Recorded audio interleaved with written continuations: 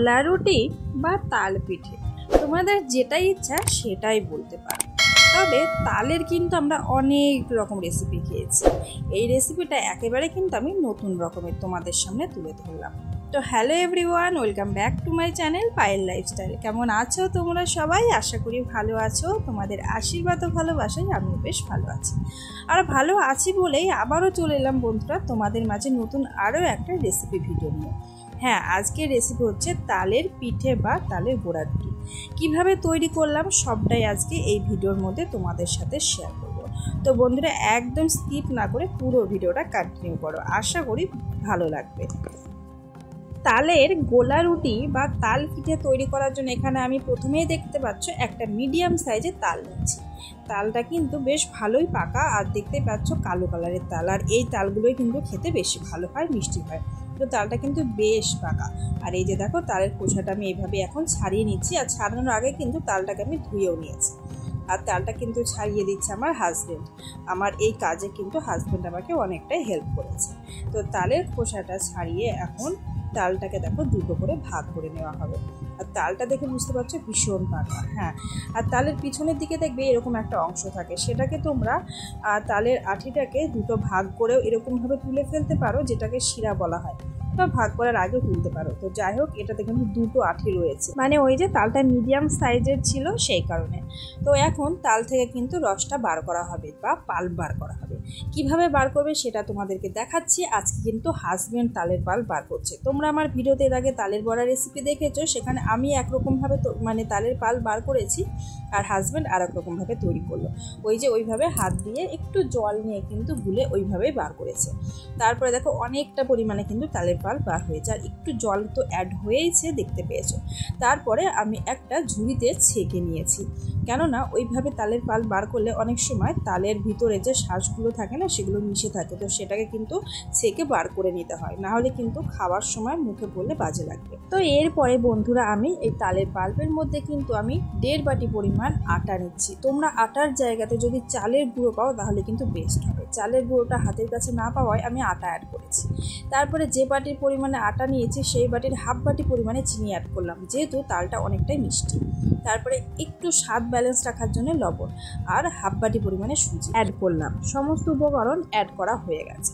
এবারে আমি এইভাবে দেখো মিশিয়ে নিচ্ছি। এখানে আমি এক ফোঁটাও জল অ্যাড করবো না, কেননা তালের পাল্প বার করার সময় ওখানে একটু পরিমাণে হলেও জল অ্যাড করা হয়েছে।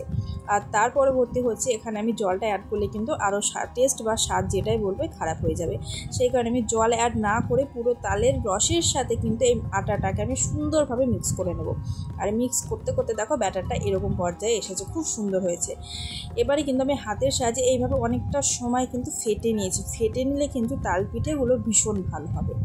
আর এই তাল পিঠেটা তোমরা যদি মনে করো কলার পাতায় তৈরি করবে তাহলে কিন্তু আরেকটু গাঢ় করতে হবে। আমি যেহেতু গোলা রুটি বা পিঠে আকারে তৈরি করবো সেই জন্য কিন্তু একটু নরম করেছি। তারপরে এখানে একটা প্লেটে নিয়েছি আমি কাজু বাদাম। এখানে কিন্তু অনেকগুলো কাজু রয়েছে, প্রায় 15টার মতো, আর একটা ছুরি। এই কাজুগুলোকে এখন আমি ছুরি দিয়ে একদম ঝুড়ি ঝুড়ি আকারে দেখো কেটে নিয়েছি, দেখতেই পাচ্ছ। এই কাজুর টুকরোগুলোকে এখন কিন্তু আমি অ্যাড করব ওই তাল পিঠে তৈরি করার জন্য যে ডোটা রেডি করেছি তার মধ্যে কিন্তু অ্যাড করে দেবো।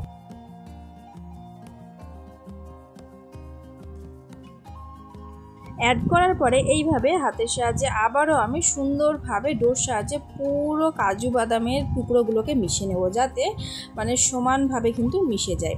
এইভাবে দেখো আরও একবার হাতের সাহায্যে ফেটে নিলাম। আর তোমরা এটাকে যতটা পরিমাণে ফেটে নেবে ততটাই কিন্তু মানে টেস্টি হবে খেতে। তারপরে 5 মিনিট রেস্টে রাখলাম। 5 মিনিট পর আবারও চলে এলাম তোমাদের সামনে। তো এই যে দেখো ডোয়ের ঘনত্বটা তোমাদেরকে দেখিয়ে দিচ্ছি কতটা পরিমাণে পাতলা রেখেছি, মানে খুব বেশি পরিমাণে পাতলা না, একেবারে গাঢ় আর কি। তো তারপরে একটা তাওয়া বসিয়ে দিয়েছি, ওখানে আমি রিফাইন্ড অয়েল নিয়েছি। রিফাইন্ড অয়েল হালকা পরিমাণে লাগবে তাওয়াতে লাগানোর জন্য। তো এই যে দেখো প্রথমেই আমি কিন্তু তাওয়া গরম হয়ে গেছে, এখানে রিফাইন্ড অয়েল দিয়ে আমি খুন্তির সাহায্যে তাওয়াতে মাখিয়ে নিচ্ছি। তোমাদের কাছে যদি ব্রাশ থাকে ব্রাশের সাহায্যে মাখিয়ে নেবে।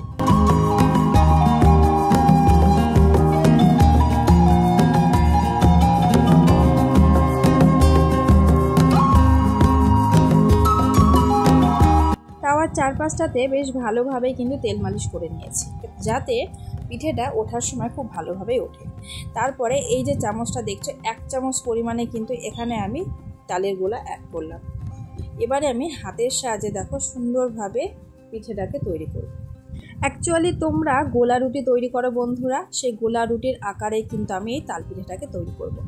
আর এই তাল পিঠেটা, তালের গোলাটা আর কি তাওয়াতে দেওয়ার পরে প্রথমের দিকে কিন্তু তৈরি করতে একটু সমস্যা হবে, তারপরে দেখবে ঠিক 1 মিনিট পরে দেখবে সুন্দরভাবে কিন্তু তুমি এমনিতে করতে পারবে, কেননা এটা একটু আঠালো টাইপের। তো প্রথমের দিকে দেখো আমার কিন্তু একটু অসুবিধা হচ্ছে, তারপরে শেষের পর্যায়ে দেখবে খুব সুন্দরভাবে কিন্তু আমি তাল পিঠেটাকে তৈরি করে ফেলেছি।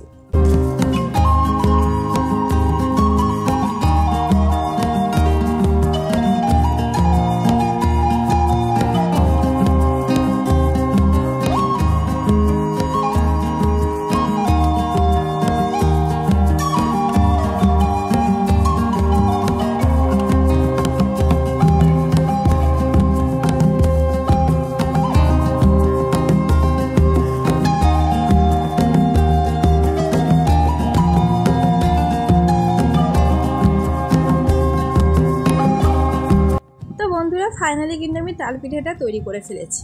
আর এখানে আমি ভিডিওর স্পিডটা স্লো করে রেখেছি, তাই দেখে মনে হচ্ছে অনেকটা সময় লেগেছে, কিন্তু একেবারে বেশি সময় লাগে। যেহেতু পিঠেটা নিচের দিক থেকে তাপ পাচ্ছে, সেই কারণে দেখো উপরের দিকটা অনেকটা ফুলে উঠেছে, আর দেখতে কিন্তু বেশ ভালো লাগছে।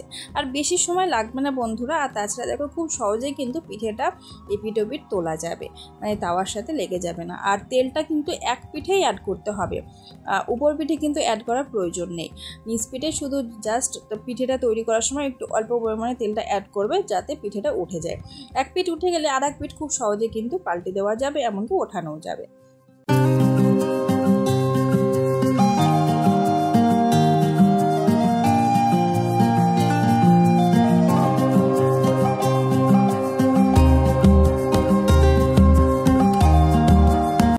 দেখো বন্ধুরা পিঠেটাকে খুব সুন্দরভাবে কিন্তু আমি এক পিঠ থেকে আরেক পিঠ পাল্টে মেরে নিয়েছি। আর এই তাল পিঠেগুলো কিন্তু একটু আচা আচা করতে হবে, তাতে কিন্তু একটু কালো কালো স্পট আসবে। এটা কোনো ব্যাপার না, এমনটা করলে কিন্তু খেতে ভালো লাগবে, কেননা একটু পাকতে তো সময় লাগবে। তো বন্ধুরা একই পদ্ধতিতে কিন্তু আমি সমস্ত তাল পিঠেগুলোকে এই যে দেখো তৈরি করে নিয়েছি।